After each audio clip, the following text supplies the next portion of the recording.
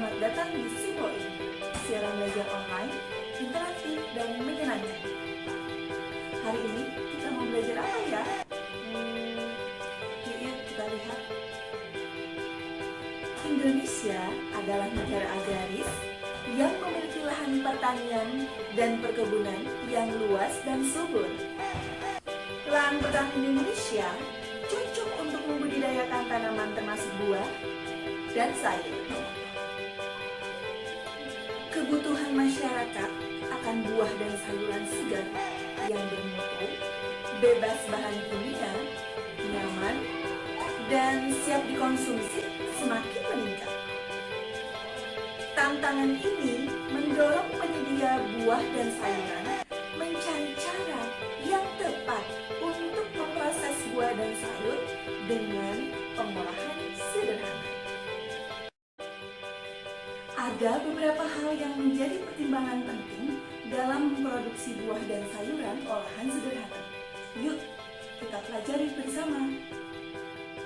Setelah mempelajari bab ini, siswa diharapkan mampu memahami konsep pengolahan bahan pangan nabati maupun hewani. Selain itu, diharapkan dapat menyusun perencanaan usaha pengolahan makanan awetan. Pengolahan buah dan sayuran secara sederhana untuk menghasilkan suatu produk yang siap dikonsumsi diterapkan beberapa teknik pengawetan. Teknik tersebut dikombinasikan dalam pengolahan, yaitu penghilangan mikroba atau disinfection, penghilangan atau pengurangan kadar air, penyimpanan dalam lingkungan atmosfer termodifikasi, dan penyimpanan pada temperatur dingin. Mari kita simak diagram alir pengolahan buah dan sayur.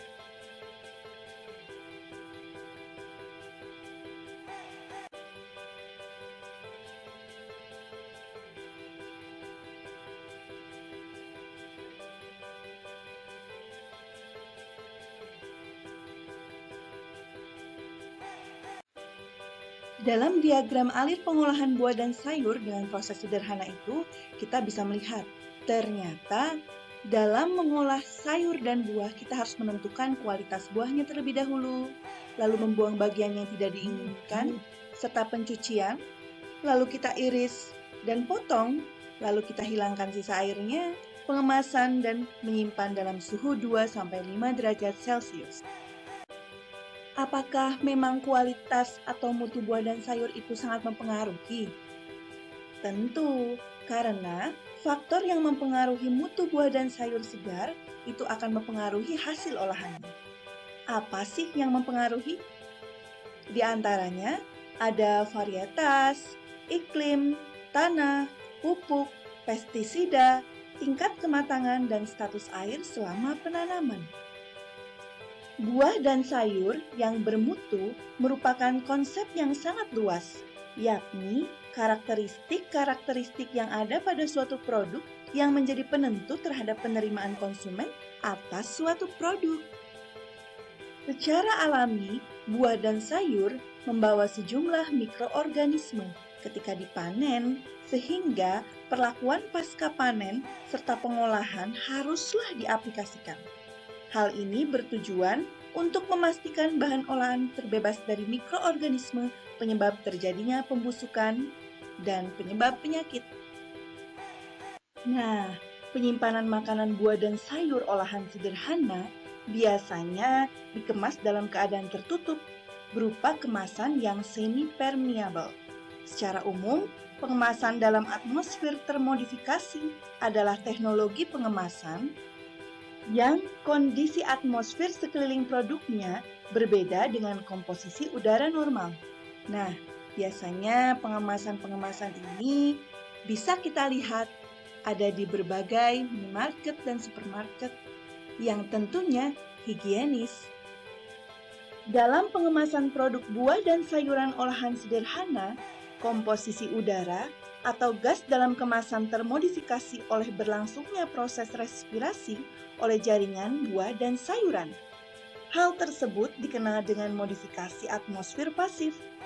Kondisi atmosfer sekeliling produk akan mengalami suatu titik equilibrium. Kondisi ini akan efektif untuk menghambat mekanisme pembusukan sekaligus mempengaruhi proses respirasi itu sendiri. Hal tersebut dilakukan dalam pengemasan olahan sederhana. Untuk mendapatkan produk yang berkualitas, tentunya dalam mengemas dan mengolahnya harus juga berkualitas kan? Nah, ada pun teknik pengawetan terdiri dari berbagai jenis. Yuk, kita pelajari bersama. Yang pertama ada pengawetan secara biologis, terdiri dari fermentasi.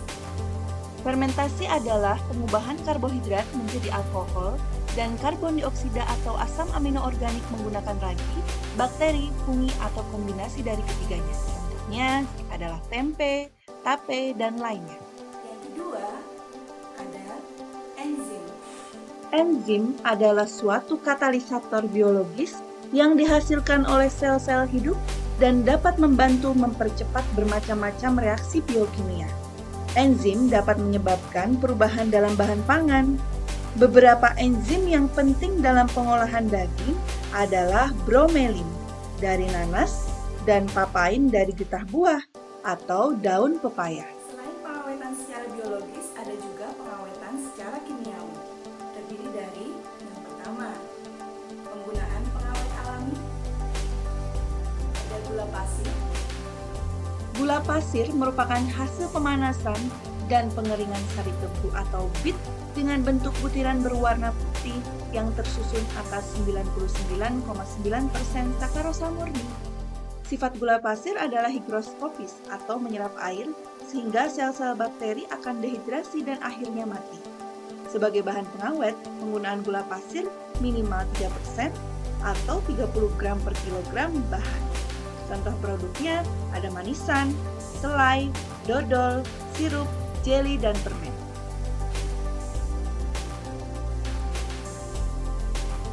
Selanjutnya ada Garam dapur. garam dapur merupakan bumbu utama setiap masakan yang berfungsi memberikan rasa asin dan sebagai pengawet. Garam dapur dapat menghambat dan menghentikan reaksi autolisis yang dapat mematikan bakteri yang ada di dalam bahan pangan. Penggunaan garam sebagai pengawet biasanya minimal sebanyak 20% atau 2 ons per kilogram bahan. Contoh produknya ada ikan asin dan asinan sayur. Lalu selanjutnya, Ada cuka. cuka adalah produk hasil fermentasi dari bakteri Acetobacter. Selain memberikan rasa asam pada masakan dan minuman, cuka bisa juga untuk bahan pengawet. Contoh produknya acar, jeli, minuman, dan lainnya. Selanjutnya ada Bawang putih.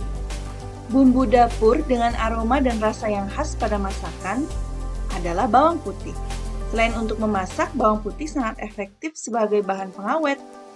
Bahan makanan yang ditambahkan bawang putih akan lebih awet. Penggunaannya mudah sekali. Tambahkan saja bawang putih ke dalam potongan daging atau ikan dan simpan di dalam freezer. Dengan cara ini, daging atau ikan bisa bertahan 20 hari. Wow, luar biasa bukan? Selanjutnya ada kunyit dapat digunakan sebagai pengawet makanan karena berfungsi sebagai antibiotik, antioksidan, antibakteri, anti radang, dan anti kanker. Contohnya seperti pada tahu. Selanjutnya ada Keluak. Keluak digunakan sebagai bumbu dapur dan pemberi warna, serta juga bisa digunakan sebagai pengawet. Contohnya pengawet ikan segar dengan keluak bisa bertahan hingga 6 hari loh. Dan juga ada masakan rawon yang biasanya menggunakan luwak. Enak sekali.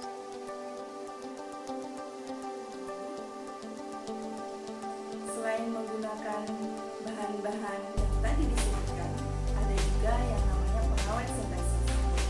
Ini biasanya menggunakan seperti asam benzoat, kalsium benzoat, SO2, kalsium nitrit, dan lainnya. Nah, ada juga yang namanya pengasapan. Pengasapan ini termasuk jenis pengawetan cara kimia. Efeknya berasal dari kontak antara komponen asap hasil pembakaran kayu dengan bahan pangan yang diasap. Apa ya? Biasanya teknik pengasapan didahului dengan teknik pengeringan dan pengasinan. Misalnya ikan asap, telur asin bakar, dan juga masih banyak yang lainnya lagi. Oke sahabat Boim, untuk mengetahui lebih lanjut detail materi, silahkan search di browser tentang Ummah Edu Kreatif, omahedukreatif.blogspot.com. Lalu klik di menu, samping home ada menu pembelajaran, klik, nanti akan diarahkan ke blog pkwuasik.blogspot.com. Di sana tersedia materi lengkap prakarya dan kewirausahaan sekolah menengah atas kelas 10 dan kelas 11. Ada materi karakteristik bahan pangan, nabati dan hewani, dan juga teknik pengolahan yang telah kita bahas bersama di sini. Lebih lengkapnya, cek di omahedukreatif.blogspot.com ya. Jangan lupa sahabat Boim.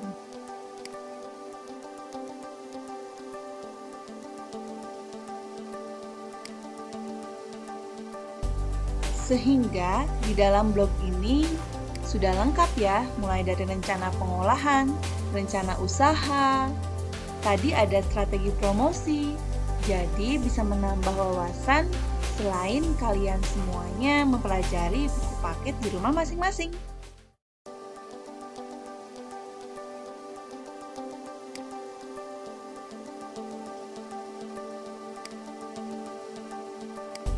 Sahabat Boim, sudah punya media sosial Instagram belum?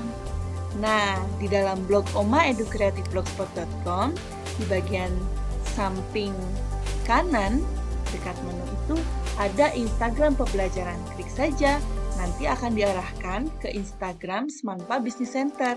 Jangan lupa di-follow ya. Di sini sudah lengkap tersedia berbagai macam karya-karya siswa SMA Negeri 1 Parakan yang sudah terpublikasikan, dari mulai kerajinan, pengolahan, grafika, apalagi ya, masih banyak lagi yang lainnya. Pokoknya jangan lupa di-follow ya. Sahabat Boim bosan membaca? Bisa juga menonton channel YouTube. Nah, saya rekomendasikan bisa lihat channel YouTube Edu Kreatif. Silahkan search di bagian browser YouTube-nya. Klik Edu Kreatif. Nah, di sini sudah tersedia beberapa video pembelajaran tentang prakarya dan kewirausahaan, khususnya di era pandemi. Jadi, semoga bisa membantu dan menginspirasi ya.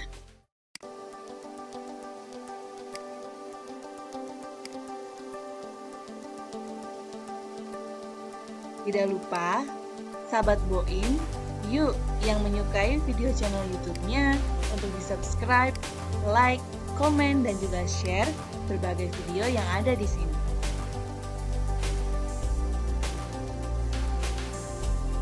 Nah, bagaimana sahabat Boim? Banyak sekali kan cara mengawetkan bahan pangan, baik itu dari olahan nabati dan hewani. Silahkan bisa diterapkan dalam mengolah makanan di rumah. Ingat, pastikan selalu bersih dari peralatan makanannya, alat memasaknya, dan bahan pangannya. Selalu jaga kesehatan. Karena apa? Karena di masa pandemi COVID-19 ini lebih sangat-sangat penting sekali untuk selalu menerapkan protokol kesehatan dengan selalu pakai masker apabila keluar rumah, jaga jarak, hindari kerumunan, serta cuci tangan dengan sabun atau juga hand sanitizer. Semuanya sama penting. Nah, apalagi sekarang kita semua sudah lama merasakan pandemi ini. Dan pastinya ada yang merasa bosan, bukan? Jangan pernah bosan ya untuk selalu menjaga kesehatan, cuci tangan memakai sabun, harus rajin ini, atau dengan menggunakan hand sanitizer. Tetap semangat belajar di mana saja, kapan saja, kalian luar biasa.